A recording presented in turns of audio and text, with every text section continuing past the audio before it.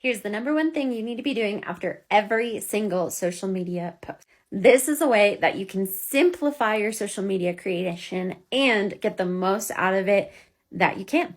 Are you ready? It might be easier than you think it is, but I think it's life-changing. You are going to repurpose that content. So what you are going to do is you are going to take your videos, you are going to remove the watermark, and you are going to post it on every social media platform: Instagram and Facebook Reels, Pinterest Idea Panes, TikToks, YouTube Shorts.